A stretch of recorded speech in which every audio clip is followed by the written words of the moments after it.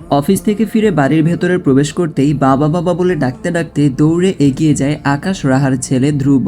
আকাশ নিচু হয়ে ছেলেকে কোলে তুলে নিয়ে গালে চুমু খায়। ধ্রুব বাবার গলা জড়িয়ে ধরে এক নাগারে ডাকতে থাকে বাবা বাবা বলে।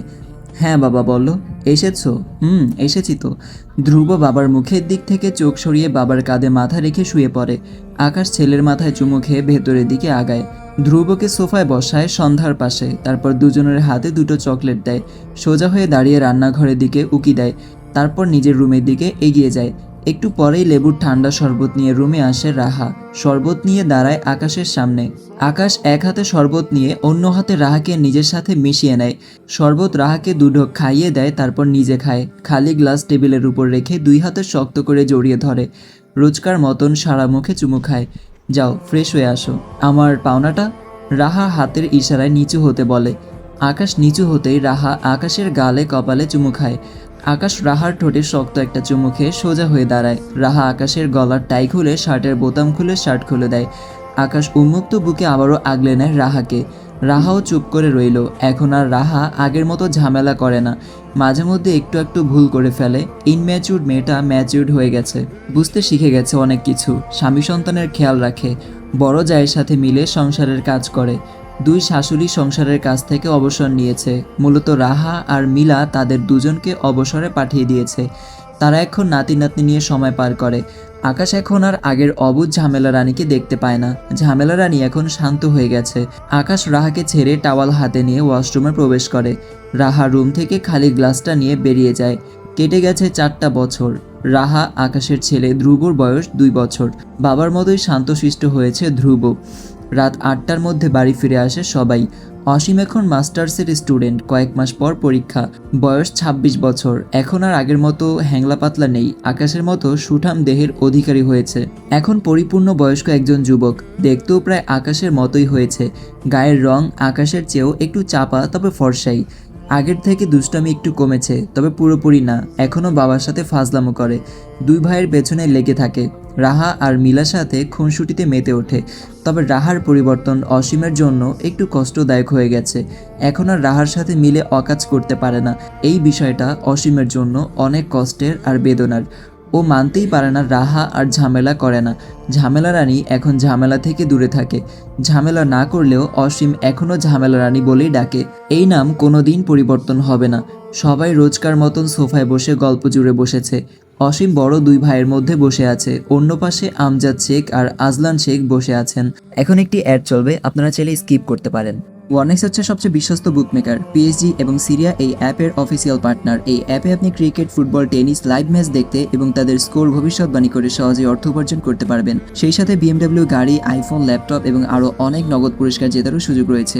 এই অ্যাপটিতে আপনি crash, crystal, under and over 21 ইত্যাদি গেম খেলে সহজে আয় করতে পারবেন। আপনি বিকাশ, নগদ, রকেট, ব্যাংকে, ক্রিপ্টো, পেপাল এবং অন্যান্য সহজ পদ্ধতির মাধ্যমে সহজেই আপনার জেতা টাকা তুলতে পারবেন। এখানে আপনি 24 ঘন্টা 7 দিন গ্রাহক সহায়তা পাবেন। তাই এখনই গুগলে ওয়ানেক্স সার্চ করে প্রথম ওয়েবসাইটে গিয়ে রেজিস্ট্রেশন করুন। আর হ্যাঁ, রেজিস্ট্রেশনের সময় আমার প্রোমো কোড ওয়ানমারুফ ব্যবহার করে প্রথমবার ডিপোজিটে 20,000 টাকা পর্যন্ত জেতার সুযোগ পান।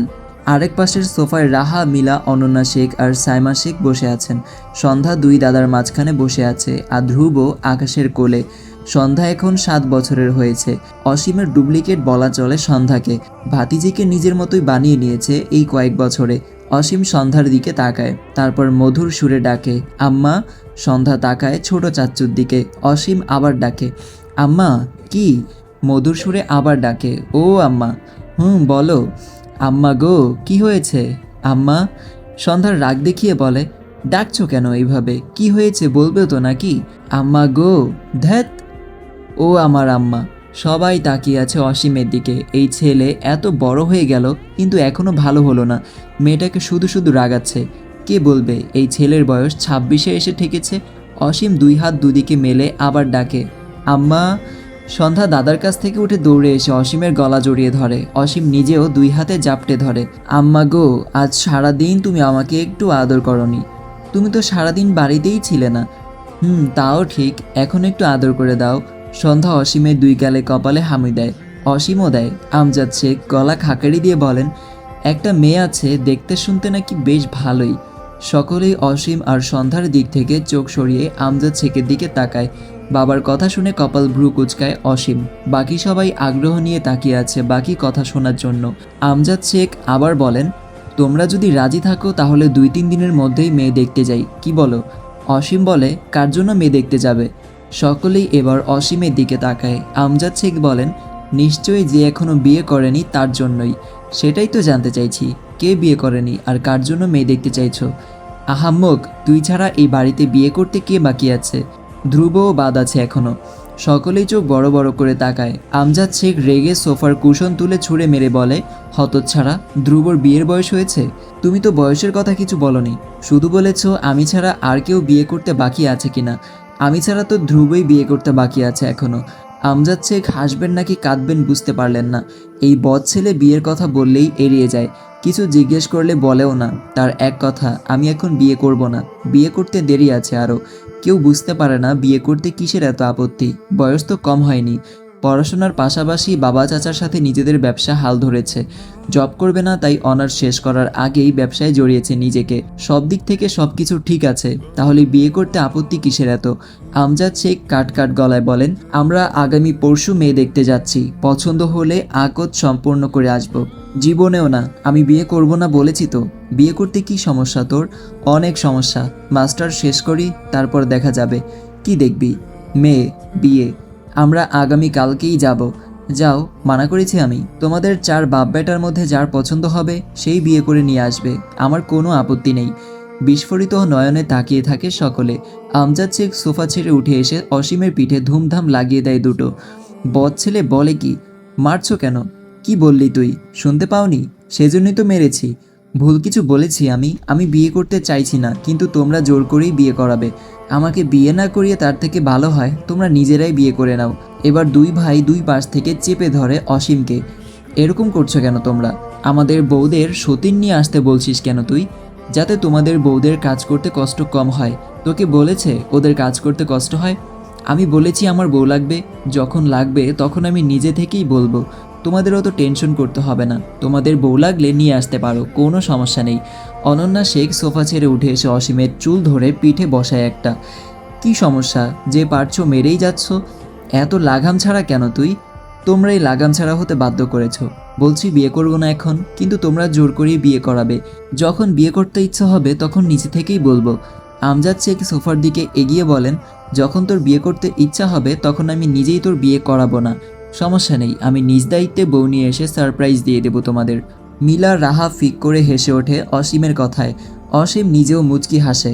সমুদ্র অসীমের কাঁধের উপর হাত রেখে ফিসফিস করে বলে, তুই বিয়ে কেন করতে চাইছিস না? কোনো পছন্দের মেয়ে আছে? থাকলে বল। অসীমও আস্তে আস্তে বলে, সেরকম কিছুই না ভাইয়া, পরীক্ষার খুব বেশি দেরি নাই। এখন বিয়ে মেয়ের ঝামেলায় জড়ালে পড়াশোনায় মনোযোগী হতে পারবো না। আর এমনিতেই আমি তোমাদের দুজনের মতো ভালো স্টুডেন্টও না, তাই আমি আমার পুরো ফোকাস পরীক্ষায় দিতে চাই। বিয়ে তো 6 মাস 1 বছর পরেও করা যাবে, তাই না? তোর কথায় তো যুক্তি আছে। মিলা সোফা ছেড়ে উঠে বলে, রাত অনেক হয়েছে, খেতে আসো সবাই। খাবার বারো, আসছি। রাতের খাবার খেয়ে যে যার রুমে চলে যায়। আকাশ ধ্রুবকে কোলে নিয়ে দাঁড়িয়ে আছে রাহার শোয়ার জন্য। রাহার শোয়ার জন্য বেড ঠিক করছে। এমন সময় ওদের ডোরে টোকা পড়ে। কে? আমি ভাইয়া। আকাশ ডোর খুলে দেয়। অসীম ভেতরে এসে দাঁড়ায়। কিছু লাগবে? হ্যাঁ। কি? ধ্রুবকে নিতে এসেছি। ধ্রুব আকাশের গলা জড়িয়ে ধরে বলে, এখন যাব না, সকালে যাব। অসীম ধ্রুবকে নিজের কোলে নেওয়ার জন্য টানাটানি শুরু করে। আব্বা আসো, সকালে যাব। না, এক্ষুনি না। অসীম ধ্রুবকে নিজের কোলে নিয়ে নেয়। ও যখন যেতে চাইছে না তখন এখানেই থাকুক। অসীম ডোরের দিকে এগিয়ে যেতে যেতে ধ্রুবকে উদ্দেশ্য করে বলে, সবসময় বাবা মায়ের মধ্যে ঢুকে শুয়ে থাকিস, তুই কি আমার আরেকটা আম্মা আসতে দিবি না নাকি? আকাশ অসীমের কথা শুনে তেড়ে যায়। অসীম ধ্রুবকে শক্ত করে জড়িয়ে ধরে দৌড় শুরু করে। বেডে বসে থাকা রাহা লজ্জায় লাল হয়ে গেছে অসীমের কথা শুনে। আসসালামু আলাইকুম এভরিওয়ান, পরবর্তী পর্ব আপলোড হয়ে গেছে, এক্ষুনি দেখে আসুন।